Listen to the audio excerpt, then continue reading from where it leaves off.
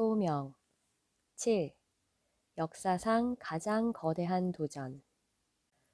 정교한 크리스털이 바이올린 소리에 공명하는 것과 같이 우리의 가슴이 영웅주의 앞에서 흥분할 때가 있다.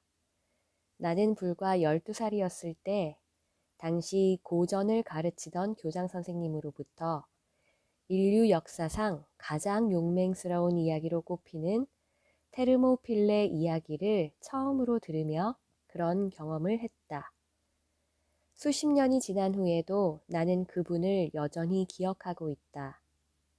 선생님은 키가 크고 힘이 넘치며 강한 손을 가진 영국의 스포츠 영웅이었다. 그러나 그분은 고대 그리스와 로마의 영광을 재현할 때 가장 활기 넘치는 모습을 보였다. 수업이 하나씩 진행되면서 그분은 과거를 새롭게 소생시켰고 20세기는 빛을 잃은 채 사라져갔다. 때는 주전 480년이었다. 동방은 서방을 향해 계속 진격하고 있었다. 역사상 가장 강력하고 무시무시한 군대가 아시아로부터 헬레스폰트를 가로질러 유럽으로 밀려들어갔다.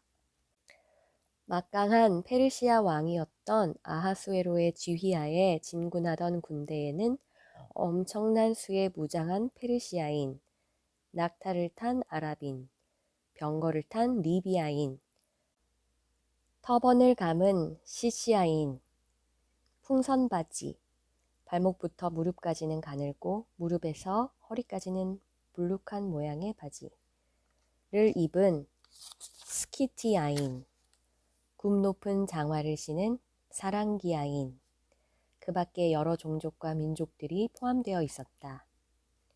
말이나 병거에 탄 남자만 해도 8만 명에 육박했고 그 주변에는 셀 수 없이 많은 보병과 군사들이 행군하고 있었다. 이 거대한 군대가 행진을 할 때면 온 땅이 진동했다고 한다. 또 식사를 할 때는 마치 메뚜기처럼 닥치는 대로 모두 먹어치웠다. 그들이 물을 마실 때면 모든 웅덩이가 말라버렸고 모든 강에는 물 한 방울밖에 남지 않았다고 한다. 이처럼 페르시아 제국의 전투력은 전대미문의 막강함을 자랑했다. 왕이 사열을 한번 하는 데에도 일주일이 꼬박 걸릴 정도였다. 페르시아의 사명은 복수였다. 38세 된 왕 중의 왕 아하수에로는 부친 다리우스의 패배를 복수하기 위해 4년간의 준비 끝에 드디어 수산으로부터 출정했다.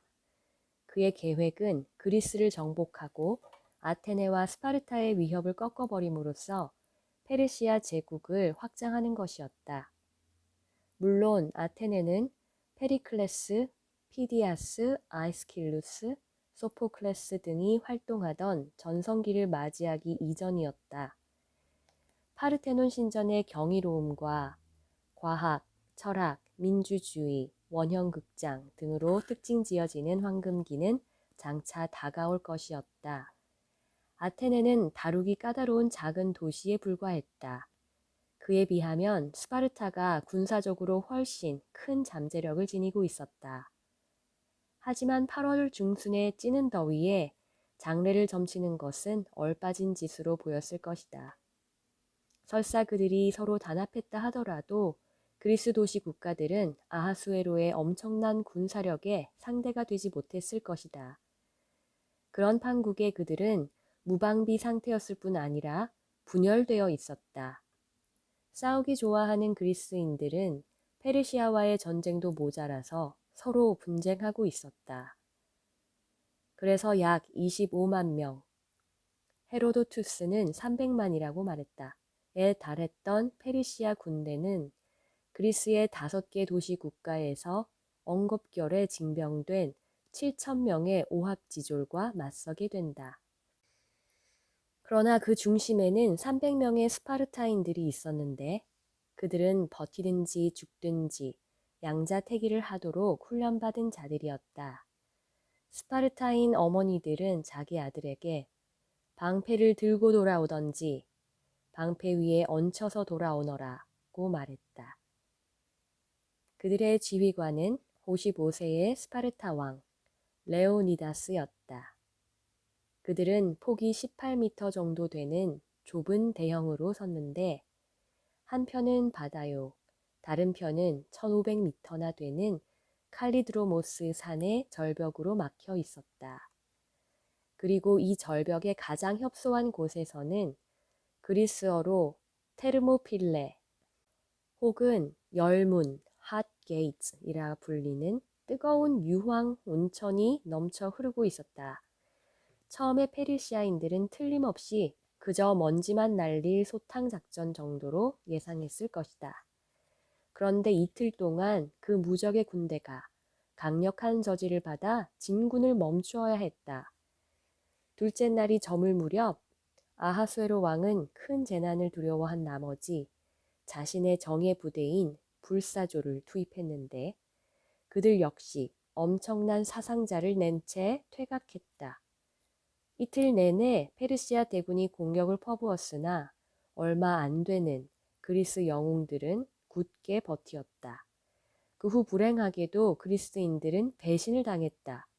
한 배신자가 야간을 이용해 페르시아인들을 절벽 위로 안내하여 동틀 무렵 레오니다스와 그의 부하들은 완전히 포위되었다. 배신당하고 게임은 끝났다.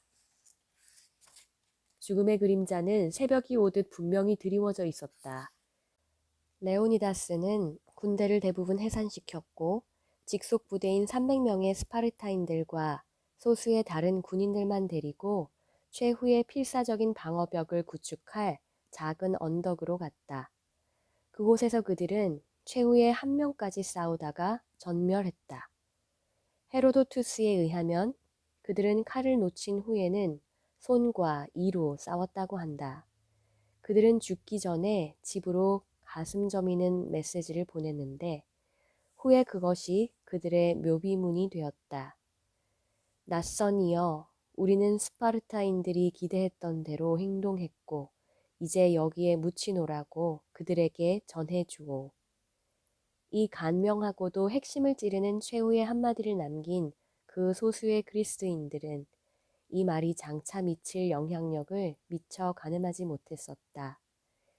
결국 그들의 본보기는 그리스인들에게 자부심을 불러일으키고 그들을 고무시켜서 살라미스 전투와 플레테 전투에서 결정적인 승리를 가져다 주었고 페르시아인들이 다시는 그리스를 위협하지 못하게 했다. 그리고 30년이란 짧은 기간에 아테네는 세계 역사에서 가장 강력한 도시로 발돋움하게 되었다. 스파르타인들은 전적으로 헌신되어 있었으며 용맹스럽게 자기의 책무를 다했다. 그들은 역사선상에 우뚝 서 있으며 오늘날 모든 자유인은 그들 덕분에 자유를 구가하고 있다. 프랑스 철학가 몽테뉴는 2000년이 흐른 후 테르모필레에 대해 이렇게 평했다. 승리에 필적하는 성공적인 패배가 있다. 역사상 가장 거대한 도전. 오늘날 세계 도처에 사는 예수 그리스도의 제자들은 나중에 여보게, 우리는 주님이 우리에게 기대했던 대로 행동했고 이제 여기에 묻히노라고 우리 주님께 전해주오 라고 말할 수 있겠는가?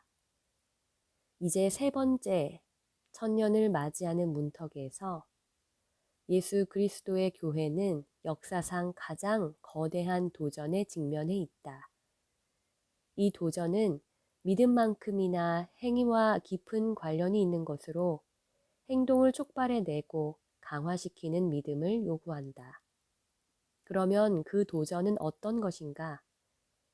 한편으로는 예수 그리스도의 제자들은 현대 세계에서 인류 역사상 가장 강력하며 진정한 의미에서 세계 최초의 세계화된 문화의 도전을 받고 있다. 이 문화는 역사상 전례가 없는 힘으로 우리의 행동을 좌우하고 있으며 기독교 신앙에 미치는 해악은 과거에 그리스도를 핍박했던 인물들, 네로에서 마오쩌둥에 이르기까지 이 끼친 피해보다 훨씬 더 큰 것으로 이미 판명되었다. 다른 한편으로는 예수 그리스도의 제자들은 세계적인 갈멜산의 도전을 받고 있는데 새로운 신들의 추종자와 새로 깨어난 옛날 신들의 추종자들이 현대 세계의 흐름을 좌우하기 위해 그리스도의 제자들과 경쟁하고 있다. 과거 얼마 동안 나에게는 이 도전이 요원해 보였다. 구소련이 붕괴하면서 현대 세계는 이데올로기의 시대에서 문명의 시대로 전환되었다고들 한다. 그래서 오늘날의 세계는 서로 다른 문명을 기준으로 나뉘어 있다는 것이다. 서구 문명, 유대인과 그리스도인, 마르크스주의, 일본, 이슬람, 유교, 슬라브 정교, 힌두, 아프리카, 남아메리카 문명 등 심지어는 제3차 세계대전은 문명 간의 전쟁이 될 것이라는 주장도 있다. 그런데 몇 년 전 아들과 함께 동남아시아의 정보의 섬인 싱가포르에 머무는 동안 나는 이 도전의 강력한 힘을 절감하게 되었다. 거기서 싱가포르 대학의 한 경제학자가 환태평양권의 시각으로 냉전 이후의 시대를 전망하는 강연을 하는 것을 들었는데 그의 주장은 너무나 분명했다. 그는 우리 싱가포르인들이 원하는 것은 서양이 아니라 현대 세계이다. 우리는 미국식이 아니라 아시아식을 원한다. 우리는 그리스도가 아니라 공자를 따르길 원한다고 말했다. 이어서 그는 유대, 기독교 신앙은 현대 세계를 발흥시켰지만 이제는 그 현대 세계에 의해 폐허만 남게 되었다고 설명했다. 따라서 아시아 국가들은 다른 길을 택해야 한다고 결론지었다. 그들 고유의 신앙과 문화 내에서 현대 자본주의와 산업화된 테크놀로지, 원격 통신 등이 제공하는 최선의 기회를 붙잡아야 한다는 것이다. 이처럼 서로 다른 문명과 종교 간의 경쟁 혹은 충돌이 점차 심화되고 있다는 주장은 잘못된 경우가 많다. 예를 들면 어떤 사람들은 마치 서구는 기독교이고 나머지는 비기독교인 것처럼 서구 대 나머지 운운하는데 사실 그리스도의 교회는 모든 대륙에 자리 잡은 이른바 세계 보편적인 것이며 그 세력이 서구보다 타 지역에서 더 강한 경우가 많다.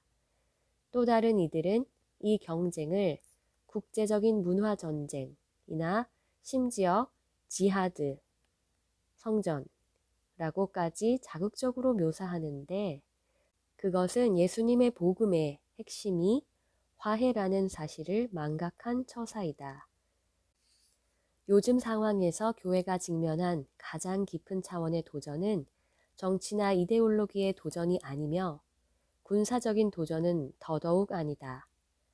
그것은 영적이고 신학적인 도전인데 그것은 무엇보다 믿음을 행위로 표현하며 말을 행동으로 실천하는 것이다. 아시시의 프란체스코가 잘 표현한 것처럼 계속해서 복음을 전파하라. 그리고 필요하다면 말을 사용하라. 서로 다른 종교가 주도하는 각각의 위대한 문명이 인류를 위한 최상의 비전을 제시하겠노라고 경쟁하는 이상 우리에게 흐리멍텅한 사고와 미지근한 삶은 마땅치 않다.